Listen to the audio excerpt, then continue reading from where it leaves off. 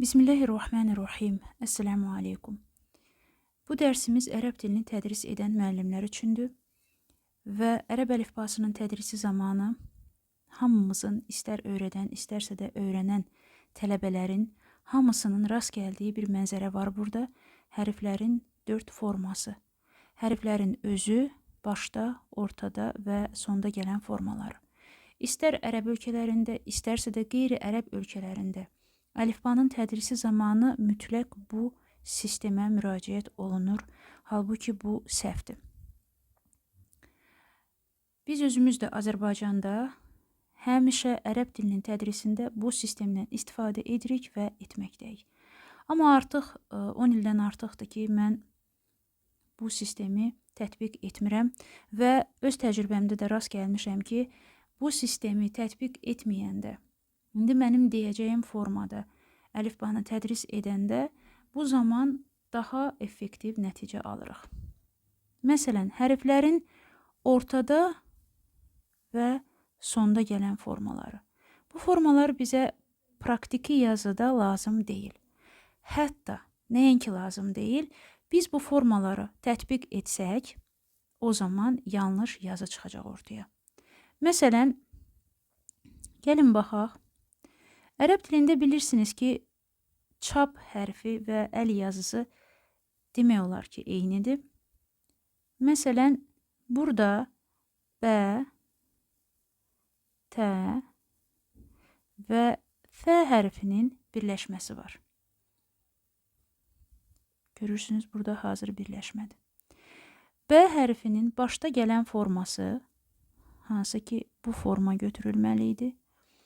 O formada götürülüb. Gəlin biz rəngi dəyişək. Məsələn, bu forma götürülüb. İkinci gəlir bizdə T hərfi. T hərfi əslində ənənəvi qaydaya əsasən ortada gələn formanı tətbiq etməliyik. Çünki T ortadadır. Başqa bir rənglə bunu işarələyək və T hərfini cədvəldə ortadakı formasına əsasən necə var, elə də onu tətbiq edirəm.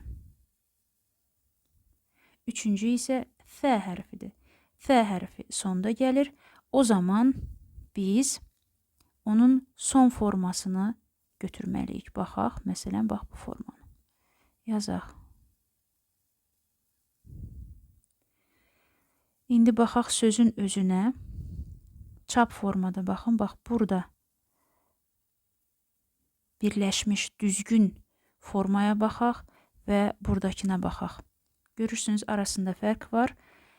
Əl yazıda yazdığım, yəni cədvələ əsasən götürüb birləşdirdiyim hərflər nəticə etibarilə düzgün hesab olunmur. Yəni bu yazı düzgün deyil. Amma biz nə etməliydik? Gəlin ona baxaq. Birinci bizim B hərfimiz gəlir. Aşağıdan yazıram. B hərfini yazdıq. İkinci hərfimiz T hərfidir. Mən həmin T hərfini, B hərfini mən götürdüm başdakı forması. T hərfini də baş formada götürəcəm. Üçüncü F hərfi. F hərfini də mən olduğu kimi götürəcəm. Yəni onun son formasını yox, hərfi olduğu kimi. Baxın, düzgün yazı budur. İndi gəlin baxaq. Görək biz nə etdik, nəyi birləşdirdik, neynədik? Eyni əgər xətlə yazsaq, yəni eyni rənglə yazsaq, baxın, B, T, F hərflərin üzərində nöqtələri qoyuruq. Nəyə görə biz illərdir hərflərin orta və son forması deyə belə bir forma çıxarmışıq? Baxın, T-nin, bax bu sağa gedən, B-yə birləşən hissəsi əslində B-dir. Bu B-dir, görürsünüzmü? Ondan sonra biz T-ni əlavə bir quyruqla, yəni cədvəldəki çıxıntı ilə yazmağımıza bizim ehtiyac yoxdur. Yəni bu cədvəldəki bizim bildiyimiz T-nin orta formasının sağa doğru olan çıxıntısı əslində B hərfidir. Baxın, bax bu çıxıntıdır. B-yə aiddir. Biz əlavədən T üçün çıxıntı qoymuruq. Biz bunu sadəcə belə edirik. Və onun B-yə aid olan bu hissəsini nədənsə hansı məntiqə əsaslanıblar bilmirəm, götürüblər ki, bu tənin ortada olan formasıdır. Əslində belə bir şey yoxdur. Biz bəni yazırıq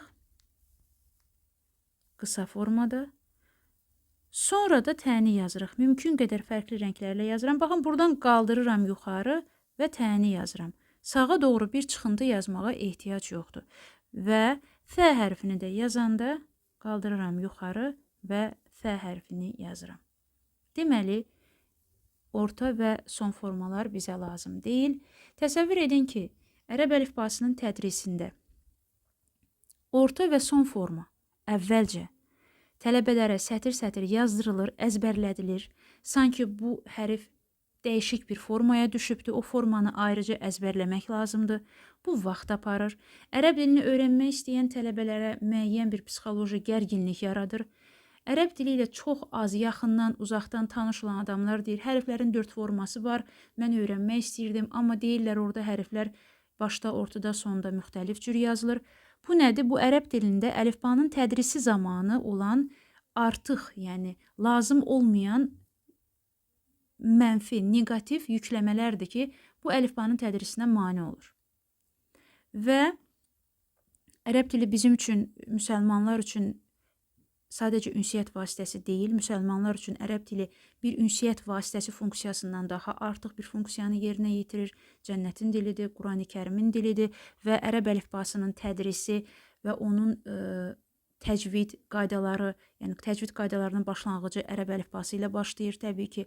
Bütün bunları nəzərə alsaq, biz deməliyik ki, ərəb əlifbasının tədrisində, öyrədilməsində, onu öyrətmək üçün, tələbələrin öyrənməsi üçün etdiyimiz təhriklərdə, bax, həmin bu yanlış metod, illərdir bizə aşılanan yanlış metod nə qədər zərərli nəticələr verir. Amma əlifbamızda 3 hərfimiz var. Ərəb dilinin, ərəb əlifbasının tədrisi dərsimizdə mən onu qeyd etmişdim. Bir daha müəllimlər üçün deyək. Əlifbamızda bizdə H hərfi var, Ayn hərfi və Qayn hərfi var ki, biz bu hərfləri ortada və sonda da dəyişik formada yazmağa məcburuq. Çünki H hərfini biz gətirəcəyik, yuxarıdan başlayırıq və gətirib birləşdiririk. Qələmi buradan, bu hissədən çəkməyək deyə, ona görə biz bunu birbaşa içəridən gətiririk.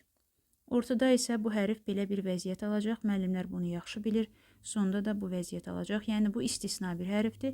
Ayn hərfi də eyni zamanda, baxın, bu başlanğıcdır. Başlanğıcı olduğu kimi biz tətbiq edə bilmirik. B hərfi ilə, məsələn, aynı birləşdirsək, buradan qələmi çəkib belə etməyək deyə birbaşa belə edirik. Və sonda da yenə həmin vəziyyət alınır. Bu 3 hərf, Qayn hərfi də təbii ki, eyni olacaq, oradakı prosedurlar ayn kimi, sadəcə nöqtə fərqlidir. Bu 3 hərfimiz istisna, ərəb əlifbasında hərflərin 3 forması, yəni hərflərin öz formasından başqa əlavə 3 formasının tədrisinə ehtiyac yoxdur. Bir daha birləşdirək. Deməli, biz tədris zamanı nə deməliyik? Ərəb əlifbasındakı hərfləri yazırıq, hərfin özünün yazılışını tələbəyə öyrətdikdən sonra, göstərdikdən sonra, onun üçün xüsusi dərslərə ehtiyac yoxdur, bir dəfə göstəririk. Ekranda və yaxud onlayndırsa, onlayn tədrislisə artıq tələbə də ekran paylaşımında görür həmin ekranı və yaxud lövhədə. Biz tələbəyə həmin cədvəli göstəririk, tələbə həmin cədvələ baxır. Orada icraatı, yəni hərflərin yazılışını, hardan başladığını başa düşür. Məsələn, cim hərfi belə yazılacaq, yəni sağa doğru gedir, sonra geri qayıdır və yaxud sad hərfi belə olacaq. Bunu göstərəndən sonra tələbə artıq verilən tapşırıqlar əsasında o qədər hərfi yazır və birləşdirir ki, o zaman o hərfləri öyrənir. Bunun üçün də biz birinci dərsdə sadəcə hərfləri göstəririk və başa salırıq ki, hərflər olduğu kimi birləşmir, onlar sadəcə qısalır. Sonda da artıq hərfin qısalmağına ehtiyac yoxdur, hərf özü olduğu kimi gəlir. Baxın, bütün bu yazıda sondakı hərflərə baxın, hərflərin özləri olduğu kimi yazılıbdır. Allah Subhanahu taala elminizə bərəkət versin, özünüzdən müğayət olun. Əssəlamu aleykum.